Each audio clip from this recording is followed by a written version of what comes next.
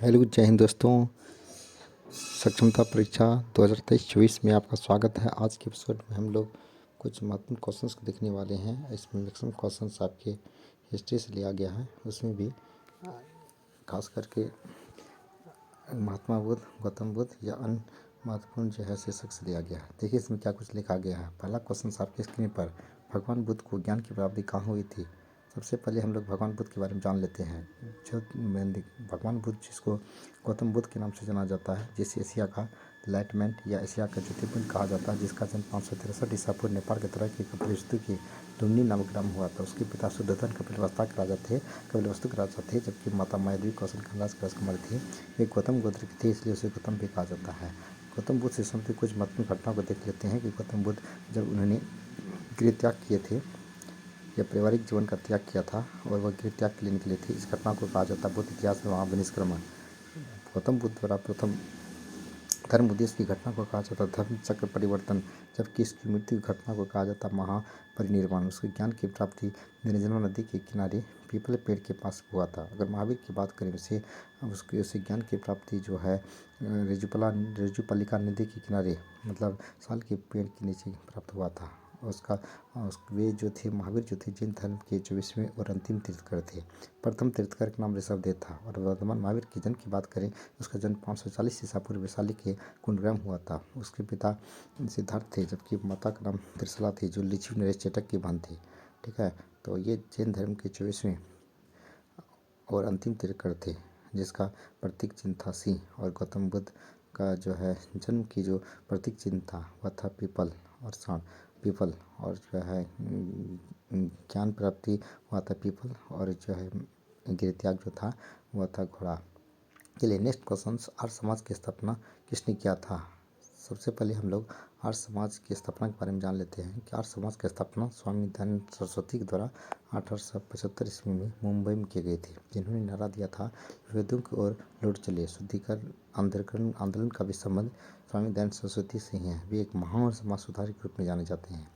Next है, पंजाबी भाषा की लिपि का क्या नाम है? यानी पंजाबी भाषा की लिपि कौन सी है? तो पंजाबी भाषा की लिपि का नाम गुरुमुखी।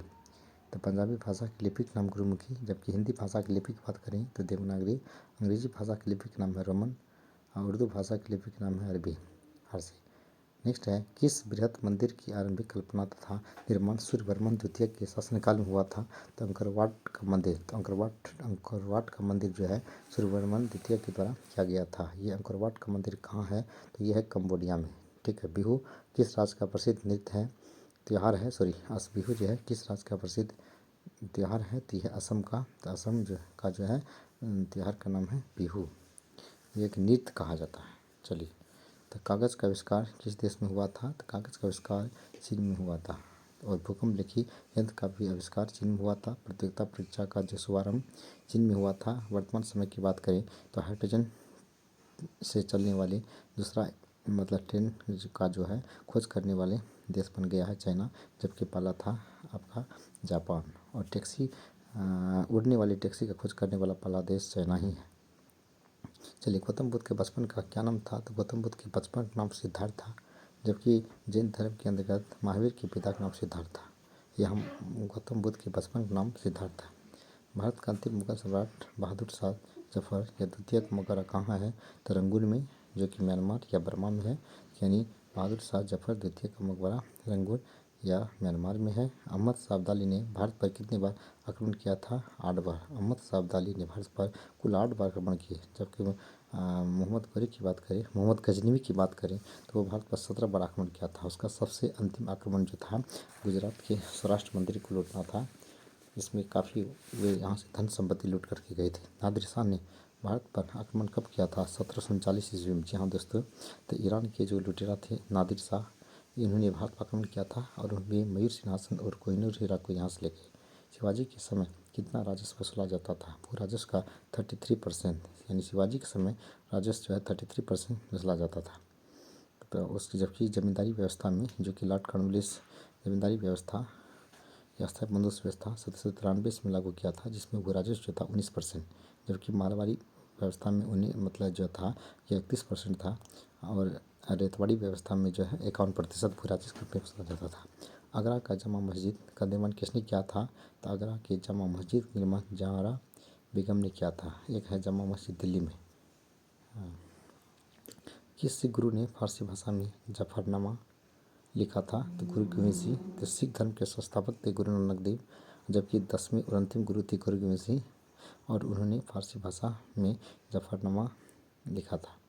नेक्स्ट है गुरु नानक का जीवन परिचय किस सिख गुरु ने लिखा था? तो गुरु अर्जुन देव। गुरु अर्जुन देव ने गुरु नानक के जीवन परिचय लिखा था। नेक्स्ट है औरंगजेब के शासनकाल में बंगाल के नवाब कौन थे? मुर्शीद कुली खान। जी हाँ दोस्तों, औरंगजेब के शासनकाल में बंगाल का नवाब थे मुर्शीद कुली खान। बंगाल का संस्थापक थे मुर्शीद कुली खान, और बंगाल का पहला गवर्नर था रॉबर्ट क्लाइव, और बंगाल का पहला अंतिम गवर्नर और पहला गवर्नर जनरल था आपका वारेन हेस्टिंग्स। ये थे 15 क्वेश्चंस। ये सारे के सारे क्वेश्चन जो आपके एग्जामिनेशन के लिए इंपॉर्टेंट है, ये सारे लगभग हिस्ट्री से ही लिया गया और सब इम्पोर्टेंट है, और किसी न किसी एग्जाम्स में पूछा गया क्वेश्चन का संग्रह है। इसलिए आप लोग जो है घर बैठे बैठे हमारे चैनल के द्वारा दी जाने वाले कुछ महत्वपूर्ण वीडियो, जो कि मैं प्रत्येक दिन 1 या 2 वीडियो बनाता हूँ, वो देख सकते हैं। साथ ही साथ विविध चैनल के द्वारा आप लोगों को विविध प्रकार की वीडियो और विभिन्न विषय वस्तु आधारित मिलेंगे। इसलिए आप लोग परीक्षा की तैयारी घर बैठे बैठे कर सकते हैं। अध्यापन कार्य करते हुए परीक्षा की तैयारी कर सकते हैं। अलग से आपको किसी प्रकार की ट्यूशन की ज़रूरत नहीं पड़ेगी, क्योंकि आप लोग ऑलरेडी शिक्षक हैं। आप लोग जानते हैं कि क्या क्वेश्चन पूछा जाता है, कैसे पूछा जाता है, हम कितना देर तक पढ़ें, क्या पढ़ें, ताकि हम लोग एग्जाम संस्केप कर पाए। चलिए धन्यवाद हमारी वीडियो देखने के लिए। अगले दिन फिर हम लोग कुछ नए टॉपिक के साथ आपस में रूबरू होंगे। तब तक के लिए धन्यवाद। Have a nice day everyone.